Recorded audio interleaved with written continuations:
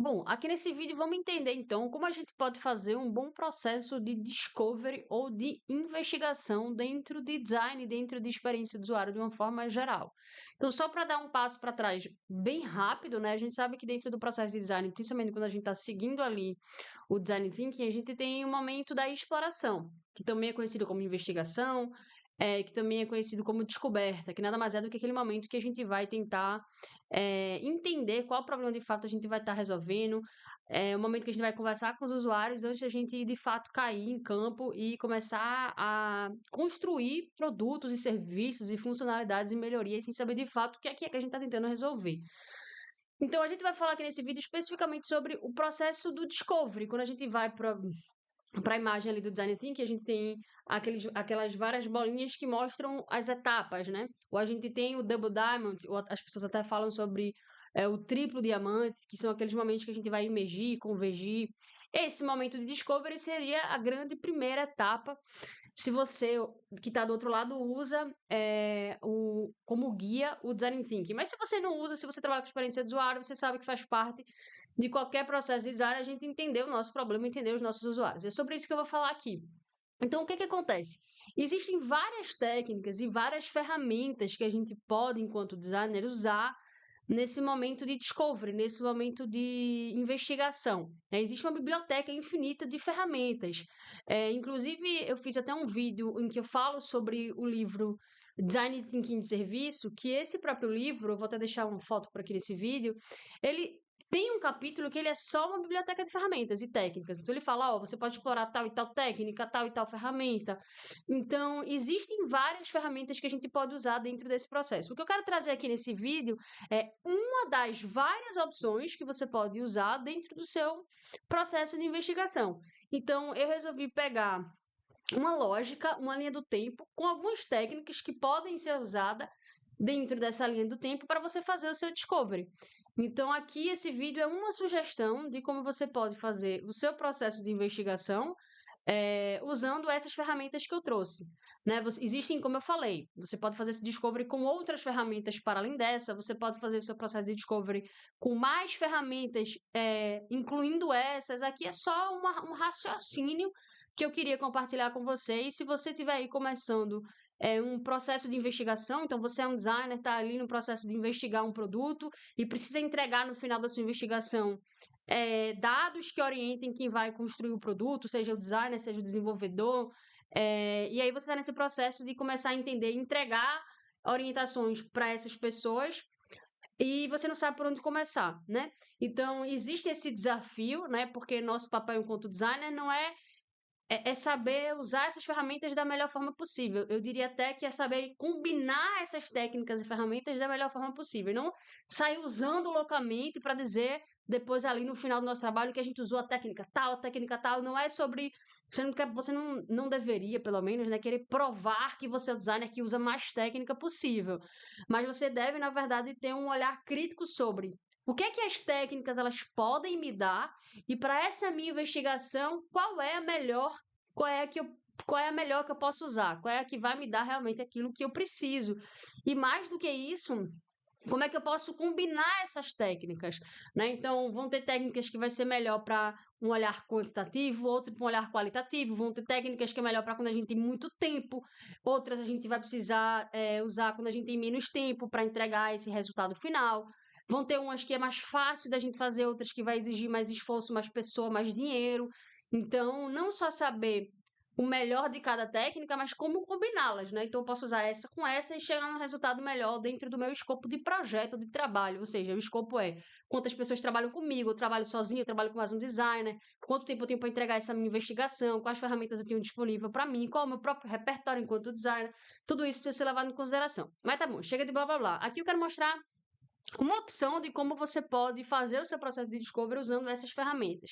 Aqui a ideia não é entrar fundo em cada ferramenta, mas é só mostrar a lógica de como você pode trabalhar elas. Se você quiser saber mais a fundo cada uma delas, fala para mim, deixa um comentário que eu posso fazer um vídeo mais específico. Tem uma delas que eu já fiz um vídeo, inclusive eu vou deixar aqui, mas se você quiser entender mais a fundo, só sinaliza que eu posso fazer um vídeo só falando sobre ela. Mas aqui a ideia é muito mais trazer uma lógica de funcionamento de um discovery com ferramentas. Então, qual é a lógica que eu trouxe para esse vídeo daqui? Né? Então, a lógica é a gente fazer um discovery usando, primeiro, o Canva do problema, depois um grupo focal, depois uma entrevista semi-estruturada, depois um mapa de afinidade e, por último, a gente encerra o discovery com um insight report. E aí, a gente entrega isso para quem vai desenvolver o produto ou melhorar o produto. Então, vamos entender primeiro a primeira etapa. A primeira etapa a gente usaria o Canva do problema. Para quê? Para a gente conseguir entender melhor o nosso desafio. Então, a gente, antes de ter aquela vontade imensa de querer cair em campo, fazer um roteiro e começar a entrevistar o usuário, que parece que é a melhor parte do Discovery, a gente precisa sempre dar 2 passos para trás e entender, beleza, esse desafio chegou para mim porque alguém chegou com esse desafio para mim. Meu chefe chegou, o dono do produto chegou, o time que atende o cliente chegou com esses desafios que eles estão escutando lá na ponta, mas um desafio chegou para você enquanto designer. A gente precisa melhorar a página de login, a gente precisa fazer as pessoas acessarem mais tal funcionalidade, a gente precisa melhorar o onboarding dos nossos alunos na nossa aula, a gente precisa fazer com que as pessoas façam tal e tal coisa. Vai chegar um desafio para você. Então, a primeira coisa que você precisa fazer aqui, tá? Nessa nossa proposta de Discovery, é entender melhor esse desafio. Aqui a gente chama de problema, mas pode ser desafio, problema, oportunidade. Você vai entender melhor aquela sua demanda. Então, existe um Canva do problema, que são perguntas que você vai se fazer antes de você começar a tomar aquele desafio como uma verdade. Então, alguém vai chegar para você e vai dizer: Fulano, a gente precisa melhorar o layout desse relógio. Vá lá. Aí você vai pegar aquilo e vai, beleza, então eu vou fazer tal pergunta, tal pergunta, tal pergunta para o meu usuário e vou conversar com ele. Não. Você vai pegar aquela demanda e vai dizer: pô, será mesmo que eu preciso melhorar esse layout? Ou então, será que eu preciso melhorar o layout todo do relógio ou tem uma parte específica? Será que é o layout ou é talvez algumas funcionalidades que eu preciso adicionar? Então, você precisa antes fazer alguns questionamentos, ter uma visão de fato se é isso se é esse o problema, se é isso que você vai investigar. E eu diria que mais do que isso, né? Você vai precisar também dizer assim, beleza, mas isso aqui eu vou precisar melhorar para ajudar quem? Quem é que usa esse relógio? E usa para fazer o quê? Né? E usa em quais momentos? Então, você vai se munir de informações antes de você conversar com o usuário sobre a sua demanda, que nesse caso aqui seria, por exemplo, melhorar essa interface, para entender tudo que está em volta daquele desafio. Então, você vai usar, por exemplo, um Canva do problema, que são perguntas que você começa a se questionar em relação àquele problema, ou àquela demanda, ou àquela oportunidade que chegou para você.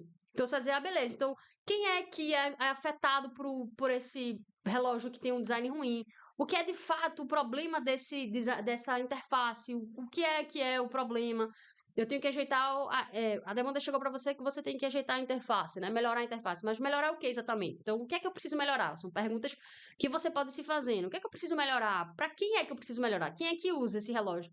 E quem usa esse relógio usa onde? Usa para estudar, usa em casa, usa para fazer coisa na cozinha, para usar como temporizador. Então, usa em quais momentos, né? E qual é o resultado final que essa, teoricamente, interface ruim está causando? Ou seja, se você está me dizendo que essa interface está ruim, é porque está gerando algum problema. As pessoas estão deixando de comprar, ou as pessoas estão comprando e devolvendo porque algo não está funcionando. Então, qual é o impacto que esse problema, nesse caso, está causando para o nosso negócio, para o nosso produto? Então, você vai começar a se fazer várias perguntas para você entender a fundo sobre aquela demanda que chegou para você. Seja de um problema que você precisa resolver, seja de uma oportunidade que você precisa aproveitar do negócio e criar um produto, uma funcionalidade, enfim. Então, você teria no Discovery esse primeiro momento que a gente chama do Canva do problema. Eu vou deixar até aqui em algum lugar o vídeo, eu fiz um vídeo só falando sobre como usar o Canva do problema, que é bem adaptado a como eu uso, né? Eu adaptei usando outras ferramentas, mas a ideia aqui é você começar a se questionar e entender melhor aquela demanda antes de você conversar com o usuário. E aí, você vai perceber que depois que você passa por esse entendimento inicial, você também não vai ainda para a entrevista. Ou seja, aqui a gente tem um passo 2 que a gente vai fazer um grupo focal.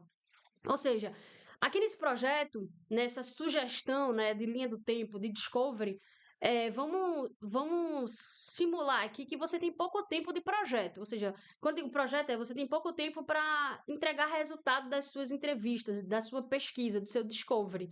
Então, quando a gente está no processo de discovery, além da gente entender melhor aquela demanda que chegou para a gente, do que a gente precisa fazer, daquele problema, a gente precisa conversar com as pessoas envolvidas, que ainda não são usuários, mas são as pessoas da própria empresa, né, que por exemplo, o time que desenha essa interface, o time do próprio atendimento que chegou para a gente com essa demanda de que isso precisa ser feito. Então, a gente pode conversar com eles e entender melhor o que é que está rolando aí no atendimento que vocês chegaram com essa demanda. Então, antes da gente conversar com o usuário, a gente também precisa conversar com essas pessoas estratégicas, que têm essa visão do problema, que tem essa visão do usuário, para a gente conseguir entender, beleza, qual é a expectativa com isso, com essa demanda? Onde é que vocês querem chegar? O que é um indicador de sucesso? Ou seja, a gente vai conversar com o usuário e o que a gente pretende chegar no final disso tudo? Qual é a visão dos usuários que vocês têm? Qual é a expectativa que vocês têm com essa entrevista, com esse discovery? Onde é que vocês querem chegar? Vocês querem que no final do discovery eu chegue com apontamentos de melhoria do produto? Então, você vai começar a conversar com as pessoas envolvidas ali com aquela sua demanda, e principalmente que são pessoas que têm contato com o produto, né, que são de dentro, teoricamente, da empresa, que criaram esse produto, para você entender essas expectativas, né, esses indicadores de sucesso, esse conhecimento prévio do próprio desafio. Então, você vai fazer um grupo focal. Então, aqui, o que é o grupo focal? Você vai chamar essas pessoas que você considera estratégica, que você precisa desse feedback sobre o que é que se espera, qual é a expectativa, qual é o indicador de sucesso. Você vai juntar essas pessoas num grupo focal, num grupo, né? E aí vai ser online ou presencial, e você vai trazer perguntas e você vai jogar para que esse grupo responda e esse grupo interaja entre si.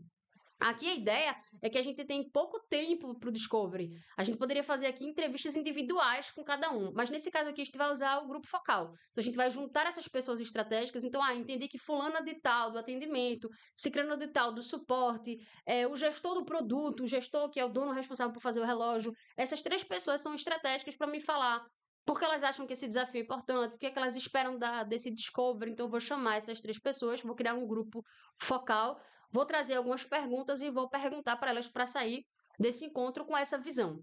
Então, você faria esse grupo focal para que depois, no passo 3, você faça as entrevistas de fato. Então, depois que você se questionou sobre qual é o problema, quem é impactado por ele, e você foi lá e conversou com essas pessoas que você considerou estratégica dentro de um grupo focal, né, dentro de um único encontro, onde você conversou com essas 3 pessoas ao mesmo tempo, aí, de fato, você foi fazer a sua entrevista com o usuário, com as pessoas que compram, que usam, por exemplo, esse relógio. Então, você faz ali as suas perguntas, você convida ali, por exemplo, 5 usuários e você faz as suas perguntas para cada um deles. E aqui a gente coloca perguntas semi-estruturadas, ou seja, você cria ali, por exemplo, 10, 15 perguntas que você quer fazer aos usuários. Então, quando é que eles usam, como é que eles percebem o produto. Então, você cria ali 10 perguntas, só que você sempre vai deixar uma brecha para fazer uma pergunta a mais, que, por exemplo, você não considerou na hora, mas que, a depender do que o usuário falou, é importante de você investigar mais. Então, é semi-estruturado, ou seja, você não vai seguir exatamente um script, né, ali, só aquelas perguntas. A sua entrevista, ela pode fugir daquela estrutura, ela pode trazer outras que você acabou não considerando. Então, ela é semi-estruturada. Então, você vai lá, de fato, e começa a entrevistar essas pessoas.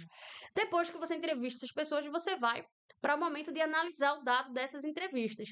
Então, aqui, como técnica, eu sugiro que você use o mapa de afinidade, né, ou diagrama de afinidades, que nada mais é do que você pegar tudo o que, por exemplo, os 5 usuários ou entrevistados falaram, e você vai começar a agrupar aquelas informações por afinidade. Ou seja, muitas pessoas falaram que isso aqui são os pontos positivos do produto, muitas pessoas falaram que esse aqui são os pontos negativos. Então, você agrupou por o que é positivo e negativo. Ou, muitas pessoas falaram sobre o display desse relógio. E aí outras pessoas falaram sobre a usabilidade do relógio.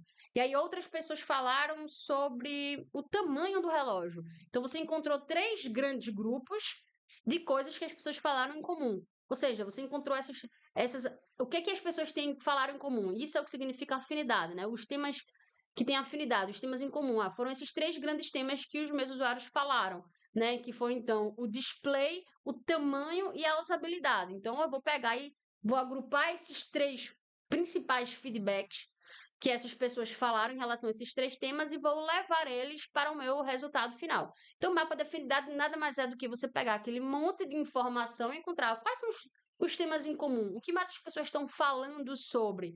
E aí você pode dividir isso, por exemplo, como os principais temas, como eu falei aqui, display, usabilidade, tamanho. Você pode dividir por ponto positivo e negativo, o que mais falaram de positivo, o que mais falaram de negativo.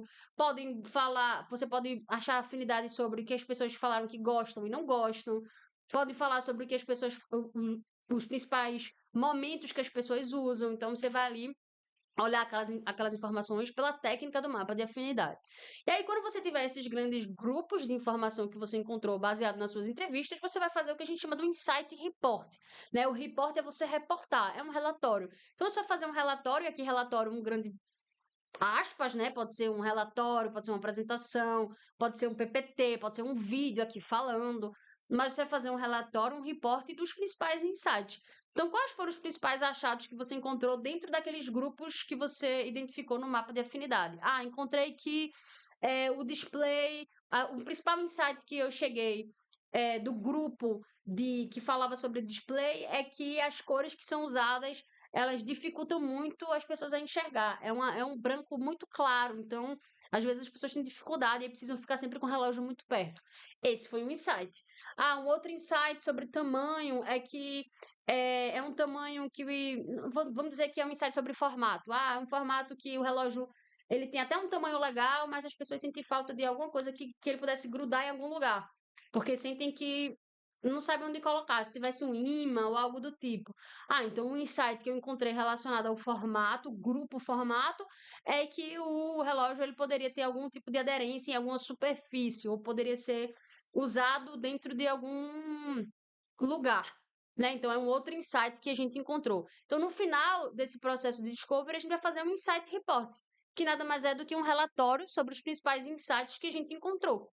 E aí a gente fecharia o nosso discovery. Ou seja, a gente foi do momento em que a gente recebeu uma demanda, que pode ser resolver um problema ou aproveitar uma oportunidade. A gente conversou com as pessoas estratégicas, a gente identificou entendeu melhor essa demanda no campo do problema, conversou com as pessoas estratégicas por meio do grupo focal, de fato foi lá fazer as entrevistas com os usuários, depois a gente usou o mapa de afinidade para encontrar o que mais esses usuários falaram, e a gente fez com esse mapa, com essas afinidades, com esses grupos, um relatório com os principais insights, e a gente vai entregar isso para quem vai receber, que pode ser, por exemplo, o designer que vai criar a interface, se esse desafio era de interface. Então, você vai entregar insights que vão orientar como melhorar a interface, ou você pode entregar já direto para alguém que é responsável pela construção do produto. Então, você vai pegar esse insight em forma de relatório e você vai direcionar ele no final, vai entregar ali para quem vai receber e continuar a esteira da construção do produto. Então, aqui é um exemplo de como você pode, enquanto designer, por exemplo, aproveitar o processo de discovery usando essas técnicas daqui. Campo do problema, grupo focal, entrevista semi-estruturada, mapa de afinidade, insight e report. Lembrando sempre que existem outras técnicas que a gente pode explorar, que a gente pode combinar mais do que essas, menos do que essas, tudo vai depender do seu escopo, do seu tempo, do seu dinheiro, da quantidade de pessoas que trabalham com você. Mas esse vídeo era para trazer uma sugestão de como você pode fazer o seu processo de discovery.